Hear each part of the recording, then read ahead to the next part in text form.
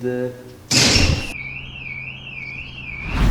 Okay, hey, welcome back. First off, you're welcome, because today I will show you how to get your visa to Canada. Something that your local immigration counselors wouldn't want you to know. No, but seriously, thanks a lot for staying tuned throughout this whole video series, guys. Your support has been awesome. I hope you have figured out the purpose of these videos is to basically help you come off more knowledgeable and smarter in your immigration process. And it's just better to be more aware of the whole immigration process than someone who doesn't have any idea of how this works. So if you're not subscribed yet, I'll just wait for you to subscribe.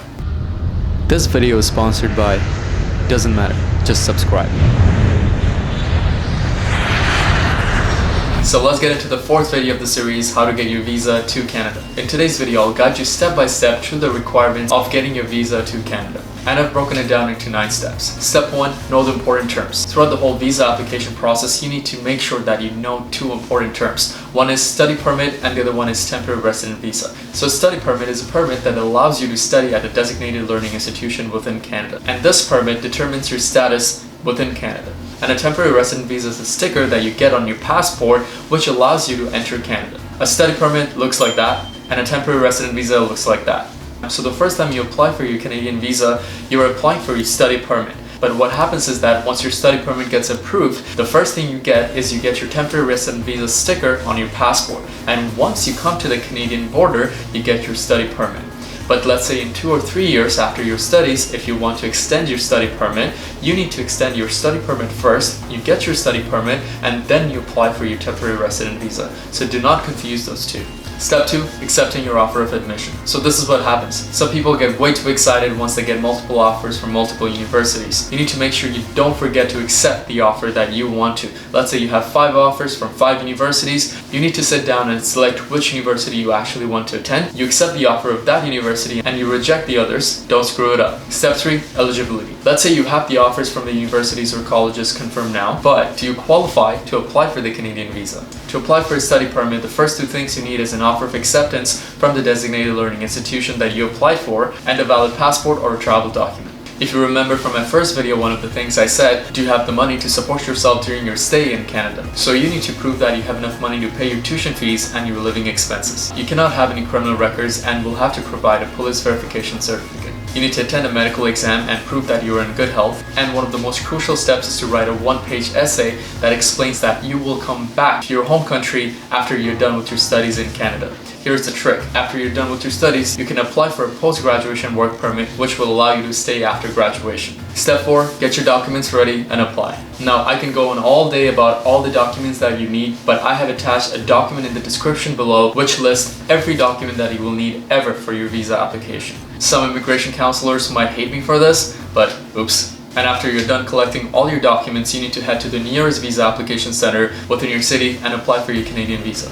Step 5, costs associated with your application. Now that you know you're eligible to apply for your Canadian visa and you have all the documents to go and apply, you need to take into account all the costs associated with your application. So in total, your application package will cost you 250 Canadian dollars. This covers medical exam fees, biometric fees, as well as the application fees. Let me know in the comments if you have any other questions related to costs. Step 6, best practices. Please pay attention to the details throughout the whole application process. Email the university or college if you have any specific questions, or you can always just comment in my videos and I'll do my best to get back to you. Be very careful filling out the visa application packages. Double check everything. You cannot afford to make any mistakes on this. Prepare early and start collecting documents even before you get your offer of admission. This helps to speed up the visa process. Step 7, processing times. It may take up to 4 to 8 weeks to hear a decision made on your application.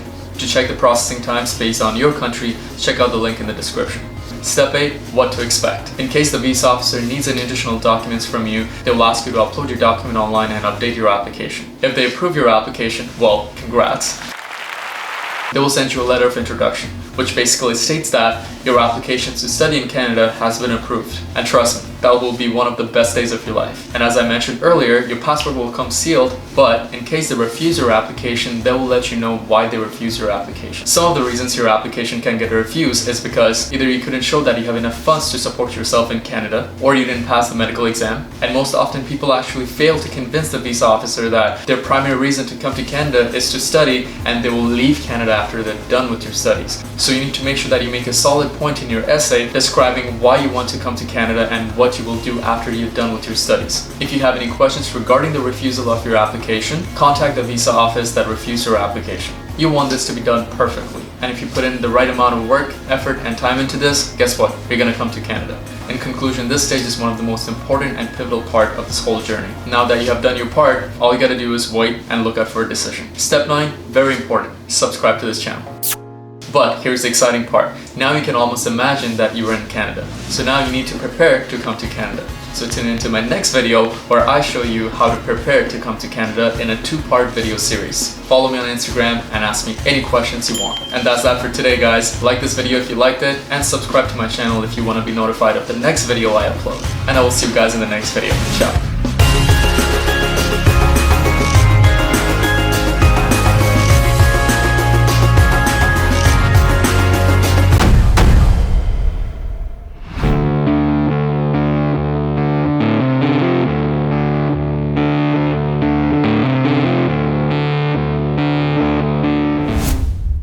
Hey C. Hey Siri, what's up? Remember this? In my next video, I'll be showing you guys what it kind of looks like inside universities and colleges. Yeah, and I absolutely regret it. Okay, let's get to it. We're gonna do it in a way where Siri asks me questions. What are the major differences between universities and colleges? So there are 4 differences between universities and colleges. Classroom size, number of students, relationship with the professors, and cost. Speaking of classroom sizes, here's me in a college classroom, and here's me in a university classroom. Also, subscribe. Because university sizes are a lot bigger than that of colleges, they can fit in a lot more students. But one thing interesting about college is that they split up big groups of students into smaller sections. That way, there are less students in a classroom in a college compared to that of a university. And that kind of helps to build a better and more personal relationship with your professors. Now, what's left? Cost. And I know you want to know all about it. So tune into my next video where I show you where... Okay, back to cost. So studying in Canada for international students can be extremely expensive. So if you're looking to save tons of money, college is definitely the right choice for you. In my past video, I've shared how much universities and colleges cost for international students in Canada, and I have a video coming up where I share with you why you should choose a college over university depending on your situation sometimes. So stay tuned for that, subscribe. Now let me show you around a little bit. I'm sure you want to know what it's like being around campus.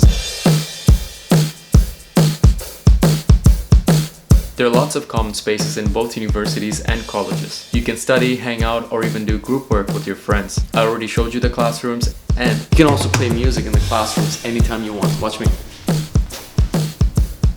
think that's lights. And it should be the... Enjoy the greenery, eat good food at cafeterias, explore unexplored places around campus, and all that fun stuff. You think studying abroad looks somewhat like that? But in reality, it actually looks like this. I know you're wondering, Z, when do the parties happen? Here's the answer. I won't give you the answer. Is that all, Siri? You bet. Alright, hey, wanted to thank you all again for the extremely positive support and all your messages. You guys are the best. Thanks for watching, and I'll see you guys in the next video. Ciao.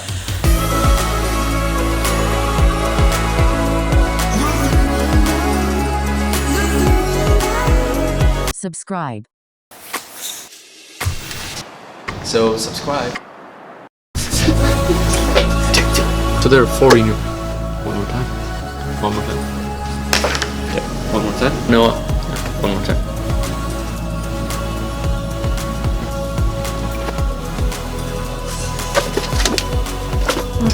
One more time. Studying abroad. You think studying abroad? Sorry. Subscribe.